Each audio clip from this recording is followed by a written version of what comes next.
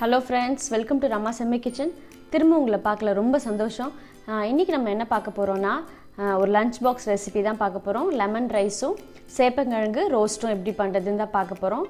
இப்போது நான் lemon rice செய்ய கடாய் போட்டேன். தேவையான பொருட்கள் எடுத்து வச்சுருக்கேன். இஞ்சி, பச்சை மிளகா, கருவேப்பிலை, கொத்தமல்லி, லெமன் எடுத்து வச்சுருக்கேன். தாளிக்க பருப்பு எடுத்து வச்சுருக்கேன். நம்ம லெமன் ரைஸ்க்கு எல்லாத்தையுமே முன்னாடியே ரெடி பண்ணிக்கணும். இப்போ கடாய் வந்து காயட்டும். அதுக்கு முன்னாடி நம்ம லெமனை புழிஞ்சு எடுத்துக்கலாம். ஒரு கிண்ணத்தில் ஒரு ஸ்பூன் அளவுக்கு உப்பு சேர்த்து கொஞ்சம் தண்ணி சேர்த்துக்கோங்க. அதில் நம்ம லெமனை புழிஞ்சிடலாம். இப்போ நம்ம லெமன் புழிஞ்சு எடுத்து வச்சாச்சு. இப்போ கடாயில் எண்ணெய் ஊற்றிக்கலாம். ஒரு ஸ்பூன் அளவுக்கு எண்ணெய் விட்டுருக்கேன். கடுகு வெடிச்சப்பமா உளுத்தம்பருப்பு, கடலைப்பருப்பு தாளிச்சிக்கலாம்.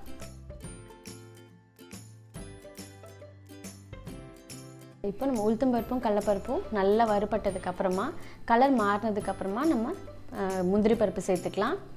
அதுவும் நல்லா வறுத்துக்கோங்க. கலர் மாறாமல் ஒரு பொன்னிறமாக வறுத்துக்கலாம்.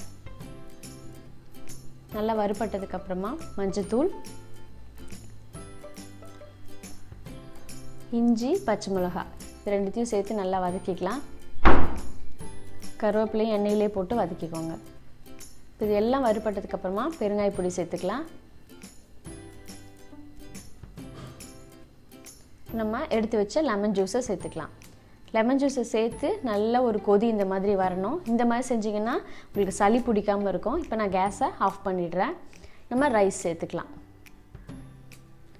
ரைஸ் சேர்த்துட்டு நல்லா ஒன்றா கலந்துருங்க. உப்பு வந்து நம்ம லெமன்லேயே போட்டிருக்கோம். தேவைன்னா போட்டு நல்லா கலந்துக்கோங்க. கடைசியாக கொத்தமல்லி தழை சேர்த்துடலாம்.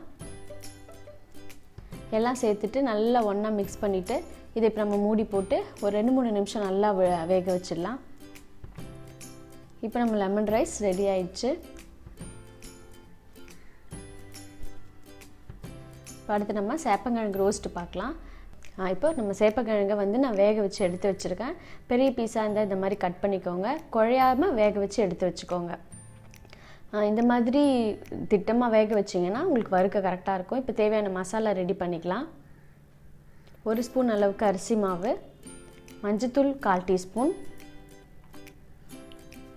1 ஸ்பூன் மிளகாய்த்தூள், சீரகத்தூள் ஒரு 1/4 டீஸ்பூன், தேவையான அளவுக்கு உப்பு சேர்த்துக்கலாம். இது கூட கொஞ்சம் பெருங்காயம் சேர்த்துக்கலாம். இது எல்லாத்தையும் சேர்த்து நல்லா ஒன்றா மிக்ஸ் பண்ணிடலாம். இந்த மாதிரி பண்ணுறதுனால உங்களுக்கு குழையாமல் ரோஸ்ட் நல்லா வந்து தனித்தனியாக நல்லா ரோஸ்ட் ஆகும். இப்போ நம்ம வேக வச்ச சேப்பங்கிழங்கு மேலே இதை போட்டுடலாம்.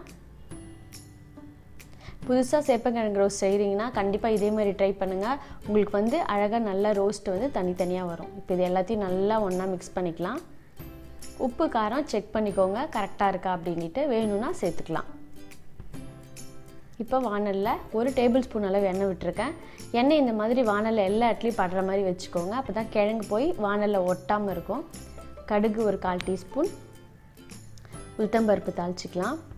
உளுத்தம்பருப்பு தாளிக்கும் போது சாப்பிடும்போது நல்லா மொறுன்னு கிறிஸ்பியாக இருக்கும். அதனால தான் உளுத்தம்பருப்பு கொஞ்சம் கூட தாளிச்சிருக்கேன். நல்ல பொன்னிறமாக வந்துருக்கு. கருவேப்பிலை நல்லா வறுபட்டதுக்கப்புறமா இப்போ நம்ம சேப்பக்கிழங்கை சேர்த்துடலாம். ஒரு கனமான கரண்டியால் கிண்ட வேணாம். இந்த மாதிரி நைஸாக ஒரு தோசை திருப்பியால் எல்லா பக்கமும் நல்லா கலந்து விட்டுக்கோங்க. இந்த மாதிரி ஒரு 5 நிமிஷம் நல்லா கலந்து விட்டிங்கன்னா நமக்கு சேப்பங்கிழங்கு ரோஸ்ட் நல்லா கிறிஸ்பியாக ரெடி ஆகிடுச்சு பாருங்கள். நல்லா உங்களுக்கு இன்னும் ரோஸ்ட்டாக வேணும்னா ஒரு 2 நிமிஷம் நல்லா வறுத்துக்கலாம். இப்போ நம்மளோட லெமன் ரைஸும் சேப்பங்கிழங்கு பொரியலும் சூப்பராக ரெடி ஆகிடுது. கண்டிப்பாக இதேமாரி நீங்களும் ட்ரை பண்ணி பாருங்கள். ட்ரை பண்ணி பார்த்துட்டு உங்கள் லைக்ஸ் அண்ட் கமெண்ட்ஸை எங்களுக்கு மறக்காமல் அனுப்புங்க.